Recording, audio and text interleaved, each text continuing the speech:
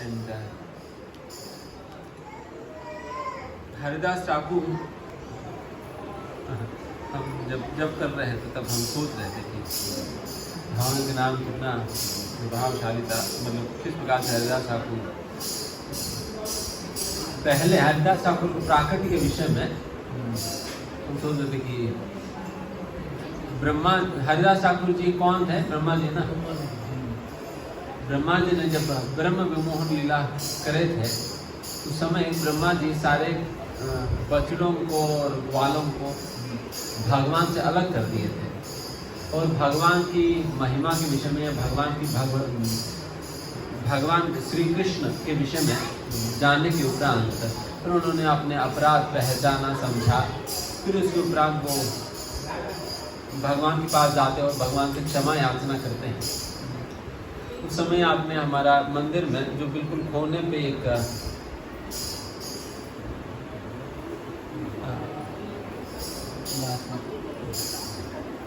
तेलुगु में कहने की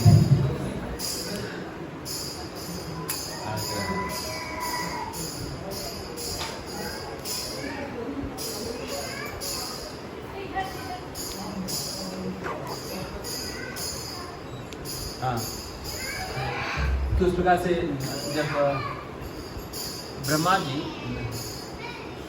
भगवान से क्षमा याचना करने गए थे तब अनेक प्रकार का प्रार्थनाएं ब्रह्मा जी ने अर्पण किया। फिर उसके उपरांत उनसे क्षमा याचना करा।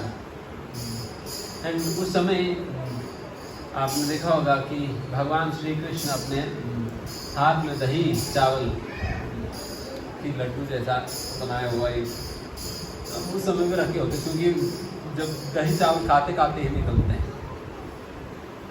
उस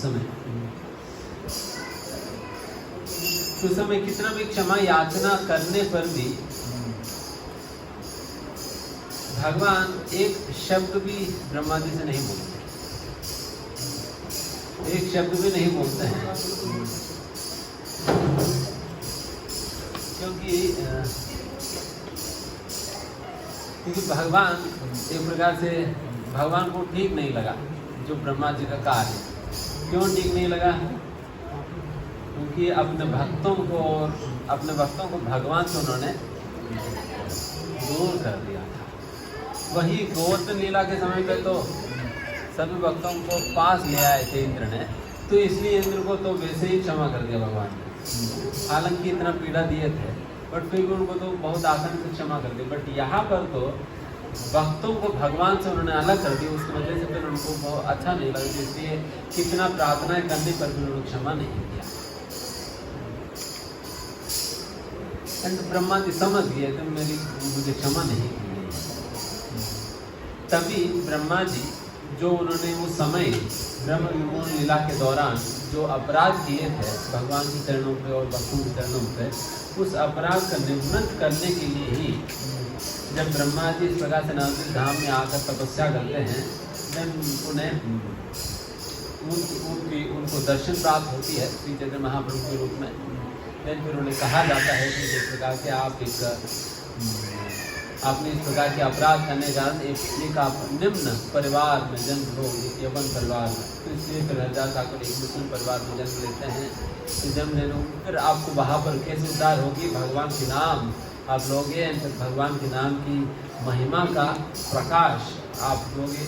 उस प्रकार से कहने पर फिर हरिदास ठाकुर वैसा परिवार में जन्म लेते हैं।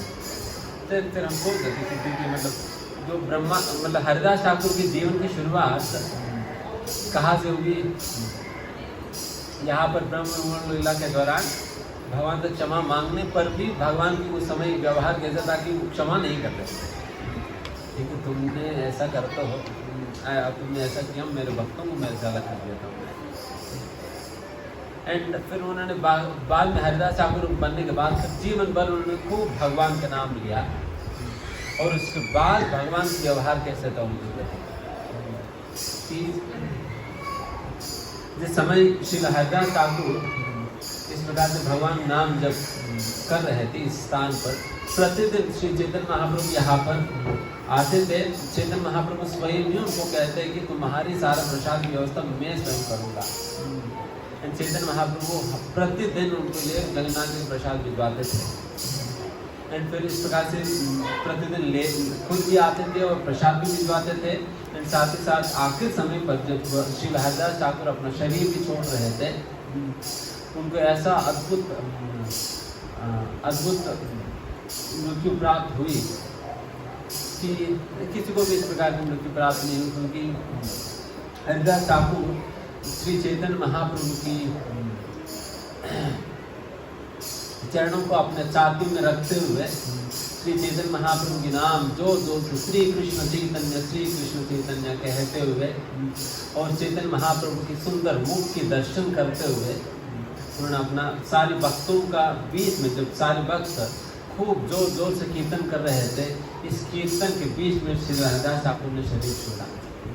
ऐसा अद्भुत मृत्यु उन्हें प्राप्त हुई। फिर उसके उपरांत भी श्री चैतन्य महाप्रभु ने इतने प्रसन्न थे श्री हरिदास ठाकुर से कि उन्होंने श्री हरिदास ठाकुर की शरीर को अपने गोदी में उठाकर खूब जोर जोर से उछलते हुए, नाचते हुए, कीर्तन करते हुए यहाँ से हरिदास ठाकुर की शरीर लेकर एक बहुत बड़ा प्रोसेशन के साथ समुद्र की तट पे जाते हैं। फिर समुद्र में श्री हरिदास ठाकुर की शरीर को नहलाते हैं और फिर उसी समय कहते हैं, आज से ये जो समुद्र है पवित्र तीर्थ बन चुकी है। श्री हरिदास ठाकुर की चरण कमलों की धूली उस समुद्र के अंतर्गत मिल चुकी है, इसलिए उसके कारण आज से ये समुद्र पूरा का पूरा तीर्थ बन चुकी है करके उस समय चैतन्य महाप्रभु कहते हैं। फिर उसके उपरांत खुद अपने हाथों से हरिदास ठाकुर की शरीर को दफन करते हैं यहाँ पर और समाधि करते हैं। एंड समाधि करने के उपरांत भी समाधि मतलब वहाँ तक ही सीमित नहीं, समाधि करने के उपरांत भी प्रतिदिन श्री चैतन्य महाप्रभु जब भी समुद्र में नहाने जाते थे, समुद्र में नहाने के तुरंत उपरांत हरिदास ठाकुर की समाधि पे आकर फिर वहाँ पर थोड़ी देर भजन करते, जप करते थे और हरिदास ठाकुर की स्मरण करते थे और हरिदास ठाकुर को कुछ निवेदन भी करते थे। तो उस प्रकार से मतलब यहाँ पर देख सकते हैं कितना प्रसन्न हो गए चैतन्य महाप्रभु। यहाँ पर शुरुआत कहा थे कि भगवान उनसे बिल्कुल इतने अप्रसन्न थे कि उनसे बात ही नहीं करना चाह रहे थे, कितना प्रार्थना करनी पड़ती। एंड अभी आखिर में भगवान खुद समाधि वो चले जाने के बाद भी समाधि पे आकर बैठ जा रहे थे, समाधि पे आकर बैठ जा रहे थे और वहाँ पर जप करते थे। तो इतने प्रसन्न थे। और बीच में हरिदास ठाकुर ने क्या किया जिसकी वजह से इतना परिवर्तन ना आए? भगवान के नाम जप किए थे, भगवान के नाम जप किए थे, तो उसकी वजह से सारा परिवर्तन आया। तो ऐसा महिमा है भगवान के नाम का। जितना भी अपराध हरिदास ठाकुर ने किया था वो सारा अपराध माफ भी हो गया, उनका भगवान को भी प्रसन्न कर पाए। तो ऐसा अद्भुत प्रभाव है भगवान के नाम का, सारे अपराधों को भी धो देते हैं। इसलिए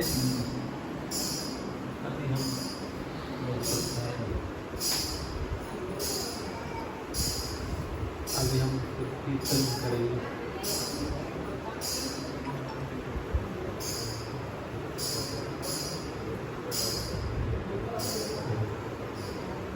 यहाँ पर हरि जय प्रकाश यादव प्रभु मुझसे यादव मदन का बेटा हरि चैतन्य प्रभु का अक्षराभ्यास।